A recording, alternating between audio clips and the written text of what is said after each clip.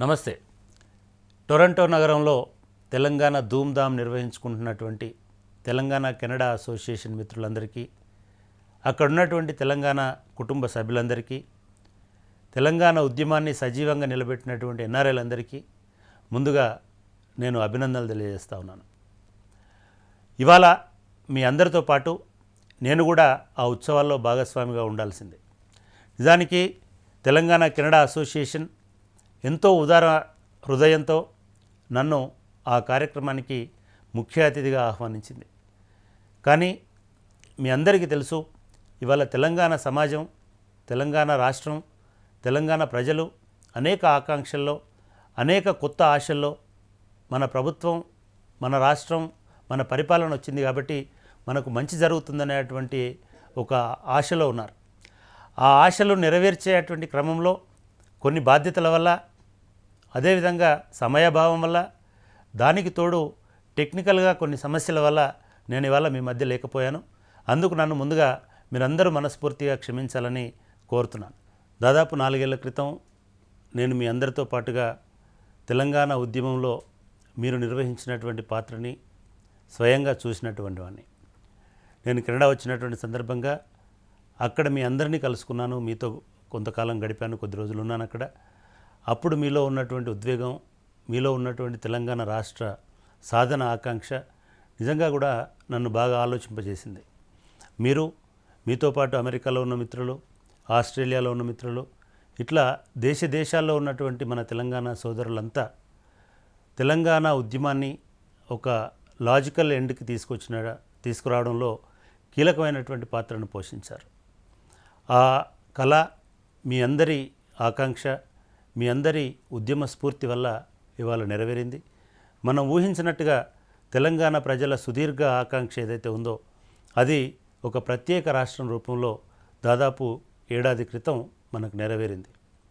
ఈ మొత్తం ఉద్యమంలో, అదేవిధంగా ప్రజల ఆకాంక్షల్ని ఒకచోటికి తీసుకురావడంలో, అకుంఠిత దీక్షతో ప్రజలందరినీ నడిపించడంలో మీ అందరితో పాటు తెలంగాణలో మీలాంటి విద్యావంతులైనటువంటి వాళ్ళు, అదేవిధంగా వివిధ ప్రాంతాల్లో ఎక్కడున్నప్పటికీ కూడా తెలంగాణ ఒక్కటే మా కళ అని చాటి చెప్పినటువంటి వాళ్ళు ఈ తెలంగాణ ఆకాంక్షని, తెలంగాణ ఉద్యమాన్ని ప్రపంచ స్థాయిలో నిలబెట్టినారు. ఈ ప్రపంచ స్థాయిలో నిలబెట్టిన ఘనత ఖచ్చితంగా తెలంగాణ ఎన్ఆర్ఐలుగా ఉన్నటువంటి మీ అందరికీ దక్కుతుంది. ముఖ్యంగా ఉత్తర అమెరికాలో ఉన్నటువంటి మీకు, కెనడాలో కానీ అమెరికాలో కానీ మీరు నిర్వహించినటువంటి పాత్ర అద్వితీయమైనటువంటిది. నేను కూడా అనేక సందర్భాల్లో అక్కడికి వచ్చినప్పుడు అమెరికాలో చాలా చోట్ల, చాలా నగరాల్లో ర్యాలీలు, ధర్నాలు కూడా జరిగినటువంటి సందర్భాన్ని చూశాను. ఇట్లా మొక్కవోనటువంటి ధైర్యంతో మీరందరూ ఇచ్చినటువంటి స్ఫూర్తి వల్ల ఇక్కడ తెలంగాణ ప్రజలు కూడా ఎంతో ఉత్తేజితులై ఈ ఉద్యమాన్ని సఫలం చేసుకోగలిగినారు, తెలంగాణ రాష్ట్ర ఆకాంక్షను నెరవేర్చుకోగలిగినారు. అందుకు మీ అందరినీ మనస్ఫూర్తిగా అభినందిస్తున్నాను. ఈ సందర్భంగా ఇవాళ ప్రపంచవ్యాప్తంగా ఒక రాష్ట్ర అవతరణ దినోత్సవం జరుగుతున్నది. అన్ని ఖండాల్లో దాదాపుగా ఈ ప్రపంచంలో, ఈ భూమి మీద ఉన్నటువంటి ప్రతి ఖండంలో తెలంగాణ పౌరుడు ఎక్కడున్నా ఇవాళ తన రాష్ట్ర అవతరణ దినోత్సవాన్ని సగర్వంగా జరుపుకుంటున్నాడు.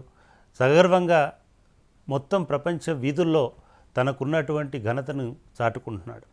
ఈ ఘనత అనేది మనం మన వారసత్వంగా వచ్చినటువంటి పోరాటాన్ని మర్చిపోకపోవడం వల్ల, మనకున్నటువంటి ఆకాంక్షని వదలకపోవడం వల్ల, చివరికి ఇవాళ ప్రభుత్వాలను ఒప్పించి మనం తెలంగాణ సాధించుకోవడం వల్ల ఒక ప్రజాస్వామ్య స్ఫూర్తిని నింపడంలో మీ అందరి పాత్ర ఎనలేనటువంటిది. అందుకు మీ అందరినీ కూడా తెలంగాణ బిడ్డలుగా ఈ ప్రపంచంలో ఏ మూలనున్నా కూడా అందరినీ నేను ఈ సందర్భంగా అభినందిస్తున్నాను. అందులో ముఖ్యంగా తెలంగాణ కెనడా అసోసియేషన్ నిర్వహించినటువంటి పాత్ర అద్భుతమైనదని నేను నా అనుభవం ద్వారా నిజానికి చెప్పదలుచుకున్నాను. మీ అందరూ తెలంగాణ బాగుపడాలని, తెలంగాణలో మన రాజ్యం రావాలని, మన ప్రభుత్వం రావాలని, పరాయి పాలన పోయి మనకు మనం పరిపాలించుకునేటువంటి రోజు రావాలనేటువంటి ఒక కనీస ప్రజాస్వామ్య ఆకాంక్ష కోసం ప్రయత్నించినారు, పోరాటం చేసినారు. పోరాడే వాళ్ళకి భుజం కలిపి ధైర్యం చెప్పినటువంటి వాళ్ళు మీ అందరూ. నిజంగా కూడా మీరు చేసినటువంటి ఈ మద్దతు, మీరు ఇచ్చినటువంటి స్ఫూర్తి వల్లనే ఇవాళ తెలంగాణ సాధన సులభమైందని నేను భావిస్తూ ఉన్నాను. ఎందుకంటే మొత్తం భారతదేశంలో ఇప్పటివరకు ఏర్పడినటువంటి రాష్ట్రాలన్నింటిలో ఒకే ఒక్క రాష్ట్రం ఉద్యమం ద్వారా ఏమాత్రం వెనుదిరగనటువంటి దీక్ష ద్వారా ఏ ఏ ఆటంకాన్నైనా ఏ అడ్డంకినైనా ఎదుర్కోగలిగే ధైర్యం ద్వారా నిరంతరంగా నిలబడి పోరాడడం వల్ల మాత్రమే సాధ్యమైనటువంటి ఒకే ఒక్క రాష్ట్రం తెలంగాణ. మిగతా రాష్ట్రాలన్నీ రాజకీయ అవసరాల కోసం ఏర్పడి ఉండొచ్చు, లేదా అందులో కొన్ని రాష్ట్రాలు అధికార పార్టీ అవసరాల కోసం ఏర్పడి ఉండొచ్చు, కొన్ని రాష్ట్రాలు పరిపాలనా సౌలభ్యం కోసం ఏర్పడి ఉండొచ్చు. కానీ ప్రజల ఆకాంక్షనే ఒక దీపంగా వెలిగించుకొని అది నెరవేరేంతవరకు మెలకువతో ఉన్నటువంటి ఒకే ఒక్క రాష్ట్రం తెలంగాణ. ఇవాళ తెలంగాణ నిజమైంది. ఎంతోమంది తెలంగాణ సాధ్యం కాదని వాదించిన వాళ్ళున్నారు, సాధ్యమైనా అది నిలబడదని వాదించిన వాళ్ళున్నారు. ఒకవేళ అది నిలదొక్కున్నా అది కోలుకోలేని విధంగా ఎక్కడో అధపాతంలో ఉంటుందనేటువంటి మాటలు మాట్లాడినటువంటి వాళ్ళున్నారు. కానీ అందుకు విరుద్ధంగా ఇవాళ తెలంగాణ దూసుకుపోతూ ఉంది. ఇవాళ తెలంగాణలో ఈ ఏడాది కాలంలో ఎన్నో పరిణామాలు జరిగినాయి. ఆ పరిణామాలన్నీ మీకు కూడా తెలుసు. తెలంగాణ సాధించుకోవడం ఒక ఎత్తు అయితే, ఆ సాధించుకున్న తెలంగాణలో ఇవాళ ఒక ప్రజాప్రభుత్వం ఏర్పడడం అనేది ఇంకొక ఎత్తు. ఎందుకంటే తెలంగాణ ఉద్యమాన్ని ఈ 10-15 సంవత్సరాలు ఏ వర్గం అయితే, ఏ వ్యక్తులైతే, ఏ శక్తులైతే నిలబడి దాన్ని అట్లా కంటిన్యూస్గా ఒక సుదీర్ఘమైనటువంటి ఉద్యమంగా నడిపించినారు. భారతదేశ స్వాతంత్రోద్యమంలో జరిగినటువంటి హింస లేదా జరిగినటువంటి అణచివేత అదే స్థాయిలో ఇక్కడ కూడా ప్రజల మీద జరిగినప్పుడు కూడా ఏమాత్రం విరవకుండా ఎవరైతే ఈ పోరాటాన్ని శాంతియుతమైనటువంటి పంతాలు నడిపినారో వాళ్ళే ఇవాళ ప్రభుత్వంలో అధికారంలోకి వచ్చినారు. వాళ్ళ ప్రభుత్వం ఇవాళ ఈ రాష్ట్రాన్ని పరిపాలిస్తున్నది. ఈ పరిపాలనలో భాగంగా ఈ రాష్ట్ర ప్రభుత్వ కళ నెరవేరడంలో భాగంగా, రాష్ట్ర ప్రభుత్వాన్ని ఏర్పరచుకునే కళ నెరవేరడంలో భాగంగా అనేక మంది యువకులు పోరాడినారు, అనేక మంది ఉద్యోగులు పోరాడినారు. సబ్బండ వర్ణాలు తెలంగాణలో ఉన్నటువంటి అన్ని వర్గాల ప్రజలు కూడా ఒక్కతాటి మీదకి వచ్చి ఈ ఉద్యమాన్ని నిలబెట్టినారు. అదేవిధంగా ఈ ఉద్యమానికి నాయకత్వం వహించినటువంటి వ్యక్తులను గెలిపించుకున్నారు. ఆ వ్యక్తుల ప్రభుత్వమే ఇవాళ ఇక్కడ తెలంగాణ రాష్ట్రంలో ఏర్పడేటువంటి విధంగా ఈ ప్రజాస్వామ్యయుతమైనటువంటి యజ్ఞంలో వాళ్ళు సమిధలై ప్రభుత్వాన్ని ఇక్కడ నిలబెట్టినారు. వాళ్ళందరినీ కూడా ఇవాళ మనం గుర్తు చేసుకోవాల్సినటువంటి అవసరం ఉన్నది. కొంతమంది ఉద్వేగాల వల్లనో, ఆవేశాల వల్లనో, లేకపోతే నిరాశ వల్లనో, ఇంకా తెలంగాణ రాదు అనేటువంటి తపన వల్లనో, మనోవేదన వల్లనో చాలామంది ఆత్మహత్యలకు పాల్పడినారు. వాళ్ళందరినీ కూడా మనం వారందరికీ కూడా ఇవాళ వాళ్ళందరినీ గుర్తు చేసుకుంటూ వారందరికీ శ్రద్ధాంజలి ఘటించాల్సినటువంటి అవసరం ఉన్నది. అయితే కేవలం శ్రద్ధాంజలి ఘటించడమే కాకుండా ఆ కుటుంబాలను కూడా మనకి ఇవాళ ఈ విశ్వవ్యాప్తంగా ఉన్న తెలంగాణ ప్రజలకి ఒక స్వతంత్ర ప్రతిపత్తిని తీసుకొచ్చి, ఒక స్వతంత్ర అస్తిత్వాన్ని తీసుకొచ్చి ఇవాళ మనకంటూ ఒక గుర్తింపుని తీసుకొచ్చినందుకు వాళ్ళందరికీ మనం రుణపడి ఉండాల్సినటువంటి అవసరం ఉంది. ఇవాళ ప్రభుత్వం ఆ దిశగా పనిచేయాలని కూడా మనం ఆకాంక్షించాల్సినటువంటి అవసరం ఉన్నది. మిత్రులారా, మీ అందరికీ తెలుసు, ఇది ఎంతో కాలం పోరాడి ఎంతోమంది త్యాగాలు చేసి సాధించుకున్నటువంటి తెలంగాణ. ఈ తెలంగాణ సాధనలో భాగస్వాములైనటువంటి వాళ్ళు అది జేఏసీ రూపంలో కావచ్చు, ఉద్యోగ సంఘాల రూపంలో కావచ్చు, విద్యార్థుల రూపంలో కావచ్చు, రైతుల రూపంలో కావచ్చు, దళితులు, మైనారిటీలు, ఇతర అనేక వర్గాలు కావచ్చు, ఏ ఒక్కరు కూడా తెలంగాణ భూమి మీద ఉన్నటువంటి వాళ్ళు తెలంగాణని వ్యతిరేకించినటువంటి వాళ్ళు లేరు.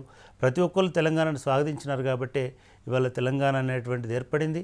వాళ్ళందరి రుణం తీర్చుకోవాల్సినటువంటి బాధ్యత కూడా ఇవాళ ప్రభుత్వం మీద, తెలంగాణ ప్రభుత్వం మీద మరీ ముఖ్యంగా ఉన్నది. మీకు అందరికీ తెలుసు ఇవాళ జరుగుతున్నటువంటి పరిణామాలు. ఈ పరిణామాలలో నిజానికి ఎవరైతే ఉద్యమానికి నాయకత్వం వహించినారో వాళ్ళు క్రమక్రమంగా ఆ ఉద్యమ ఎజెండాను కూడా ఇవాళ పరిపాలనా ఎజెండాలోకి తీసుకొచ్చేటువంటి ప్రయత్నం చేస్తున్నారు. ఆ ప్రయత్నంలో ఇంకెక్కడైనా లోపాలు ఉంటే కూడా సవరించుకునే శక్తి తెలంగాణ సమాజానికి ఉంది, ఎలుగెత్తి చూపేటువంటి శక్తి తెలంగాణ సమాజానికి ఉంది.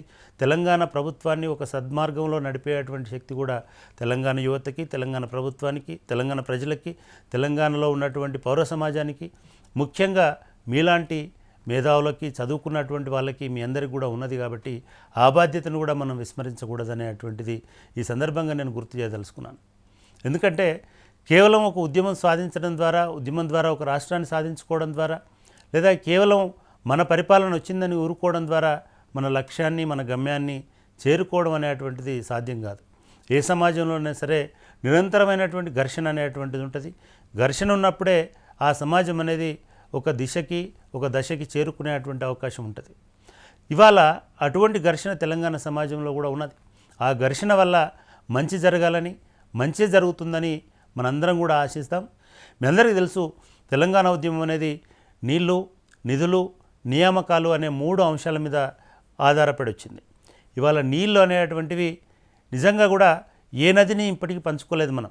ఏ నదిలో ఇంకా వాటాలు తీసుకోలేదు. ఏ నదికి సంబంధించినటువంటి దానిలో వివాదాల్లో మనం తలదూర్చలేదు. కానీ మన భూమిలో ఉన్నటువంటి నీళ్లు, మన నేల మీద పారి వచ్చి చెరువుల్లో ఉన్నటువంటి నీళ్ళని వాళ్ళ కాపాడుకునే ప్రయత్నం చేస్తున్నాం. అలాగే మన రాష్ట్రంలో ఉన్నటువంటి నదులు మన వాటా మనకు న్యాయంగా ఎట్లాగో వస్తుంది కాబట్టి మన ప్రాజెక్టులు కూడా పూర్తి చేసుకునేటువంటి అవకాశం ఉంది. అది వాళ్ళ పెద్ద సమస్య కావడం లేదు. రెండవ అంశము నిధుల విషయంలో కూడా మీ అందరికీ తెలుసు, మనం ఉమ్మడి రాష్ట్రంలో ఉన్నప్పుడు ఇవాళ 1,00,000 కోట్ల బడ్జెట్ తోటే మనం గడిపినాం. ఇవాళ మనం స్వతంత్రంగా 10 జిల్లాల్లో కూడా 1,00,000 కోట్ల బడ్జెట్ని మనం పెట్టుకోగలుగుతున్నాం. రాబోయే సంవత్సరాల్లో అది 1,50,000 కోట్లు 2,00,000 కోట్లు అయినా కూడా ఆశ్చర్యపోవాల్సినటువంటి పరిస్థితులు ఏమీ లేవు. ఆ రకమైనటువంటి రీతిలో మనకి ఇవాళ పెట్టుబడులు అనేటువంటివి వస్తూ ఉన్నాయి. మీరందరూ చూశారు, అనేక సంక్షోభాలు, అనేక ఇబ్బందుల మధ్యలో ఉన్నప్పటికీ కూడా మనకి వాళ్ళ ఐటీ రంగంలో ఉత్పత్తి అనేటువంటిది, ఐటీ రంగంలో వచ్చినటువంటి రాబడి అనేటువంటిది దాదాపుగా రెట్టింపు అయ్యేటువంటి పరిస్థితి కనబడుతుంది. రాబోయే ఇంకా ఒక 5 సంవత్సరాలు 10 సంవత్సరాల్లో ఈ ఉత్పాదకత, ఈ రకమైనటువంటి జీడిపి అనేటువంటిది ఇంకా పెరిగేటువంటి పరిస్థితులు కనబడుతూ ఉన్నాయి. దానివల్ల నిధుల సమస్య కూడా మనకేమి ఉండేటువంటి అవకాశం కనిపించడం లేదు. ఇవాళ ఆ భరోసాతోటే ఇవాళ హైదరాబాద్ లాంటి నగరంలో ఉన్నటువంటి ప్రజలకి ఎక్కడ కూడా ఒక మురికి కాలువ కానీ, ఎక్కడ కూడా ఒక మురికి వాడ కానీ లేనటువంటి రీతిలో ఒక ఆధునికత, ఎట్లాగైతే మీ దగ్గర మీ ప్రాంతంలో టొరంటో లాంటి ప్రాంతాల్లో ఉన్నటువంటి లో ఇన్కమ్ గ్రూప్లో ఉండేటువంటి ఇల్లు ఏ రకంగా ఉంటాయో, లేకపోతే అమెరికాలో ఉండేటువంటి కొన్ని వర్గాలు ఉండేటువంటి ప్రాంతాల్లో ఉండేటువంటి ఒక కనీస వసతులతో ఉండేటువంటి ఇల్లు ఎట్లయితే ఉంటాయో, ఇవాళ హైదరాబాద్ నగరంలో కూడా అదేవిధంగా జిల్లాల్లో కూడా ప్రజలకు కనీస వసతులు ఉండేటువంటి ఇళ్లను కట్టించేటువంటి కార్యక్రమం కానీ, లేకపోతే ప్రజలకి 200 రూపాయలుగా ఉన్నటువంటి నిస్సహాయులకు ముఖ్యంగా 200 రూపాయలు ఉన్నటువంటి పింఛన్ని పెంచుకునేటువంటి ఇట్లాంటి అనేక సంక్షేమ పథకాలని, సంక్షేమ కార్యక్రమాలని ఈ రాబడి ద్వారా, ఈ రకంగా వచ్చినటువంటి పనుల ద్వారా, ఈ రకంగా వచ్చినటువంటి జీడిపిలో పెరుగుదల ద్వారా మనం సాధించుకోవచ్చు అనేటువంటిది మీకు అందరికీ తెలుసు. ఇక మూడో విషయం నియామకాలకు సంబంధించింది. నిజంగా కూడా నేను ఇటువంటి నియామకాలకు సంబంధించినటువంటి ప్రక్రియలో ఉండే పదవికి వస్తానని నేను అనుకోలేదు, రావాలని కోరుకోలేదు కూడా. కానీ ముఖ్యమంత్రి గారు నాకు ఆ బాధ్యతని వారే పిలిచి నాకు ఈ బాధ్యతను అప్పగించినారు. నిజానికి ఆయన నాకు అనేక రాజకీయ పరమైనటువంటి పదవుల్ని కూడా అప్పగించడానికి ప్రయత్నం చేశారు. కానీ నా వ్యక్తిత్వానికి, నాకున్నటువంటి ఆలోచనలకి అవి సరిపడవు కాబట్టి నేను వాటిని అంగీకరించలేదు. అయినా సరే వారు ఆహ్వానించి నన్ను రాష్ట్ర పబ్లిక్ సర్వీస్ కమిషన్గా నియమించినారు. మీరందరూ ఒకసారి మా వెబ్సైట్కి వెళ్ళి చూడండి. మేము ఒక 3 నెలల్లో తెలంగాణ రాష్ట్ర పబ్లిక్ సర్వీస్ కమిషన్ని, టీఎస్పీఎస్సీని ఒక దేశంలోనే ఒక మోడల్ వెబ్సైట్గా, మోడల్ పబ్లిక్ సర్వీస్ కమిషన్గా మార్చివేసినాం. మాకు కూడా ఈ 3 నెలలు సర్దుకోవడానికి ఇంకా మాకు స్టాఫ్ లేరు. తెలంగాణ ఉద్యోగుల విభజన జరగలేదు. కమల్నాథన్ కమిటీ దాన్ని ఇంకా అట్లా పొడిగిస్తూ వస్తున్నది. కేవలం ఒక 500 మంది అవసరమైనటువంటి చోట మేము ఒక 80 మందితోటే ఇవాళ పనిచేసుకుంటూ తెలంగాణ యువత ఆకాంక్షను నెరవేరేటువంటి దిశగా అన్ని రకాలైనటువంటి ప్రయత్నాలను చేస్తూ ఉన్నాం. అందులో భాగంగా ముఖ్యమంత్రి గారు మొన్ననే ఒక 25,000 ఉద్యోగాలని తొలి విడతగా ప్రకటించున్నారు. ఇవాళ ప్రభుత్వం చెప్పినట్టుగా 1,07,000 ఉద్యోగాలు ఖచ్చితంగా ఈ ప్రభుత్వం నియమిస్తుందనేటువంటి నమ్మకం నాకుంది. ఇవాళ మనకు మిషన్ కాకతీయ కావచ్చు, అదేవిధంగా వాటర్ గ్రిడ్ కావచ్చు, ఈ పథకాల వల్ల ఇవాళ కొత్తగా మేము 2,000 ఇంజనీర్లని, చాలామంది నాకు అక్కడ ఉన్నటువంటి మిత్రుల్లో కూడా చాలామంది తెలుసు, వాళ్ళందరూ కూడా ఇక్కడ సివిల్ ఇంజనీరింగ్ చేసి ఇక్కడ ఉద్యోగ అవకాశాలు లేకుండా కెనడాకి, అమెరికాకి వలస వచ్చినటువంటి వాళ్ళు ఉన్నారు.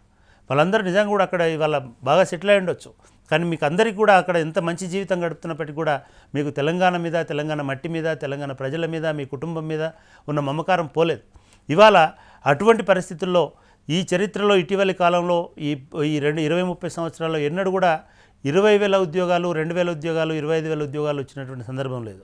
ఇవాళ మేము ఒక దాదాపుగా 2,000 సివిల్ ఇంజనీరింగ్ ఉద్యోగాలని భర్తీ చేయబోతున్నాం.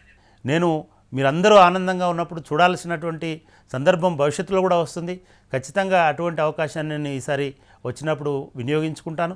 ఈసారి మాత్రం ఇప్పుడు మాత్రం ఖచ్చితంగా నా బాధ్యతల రీత్యా నేను రాలేదు కాబట్టి నన్ను మీ అందరూ పెద్ద మనసుతో క్షమిస్తారని, నాకు ఈ అవకాశం ఇచ్చినందుకు మరొకసారి మీ అందరికీ కృతజ్ఞతలు తెలియజేస్తూ ముగిస్తున్నాను. Thank you.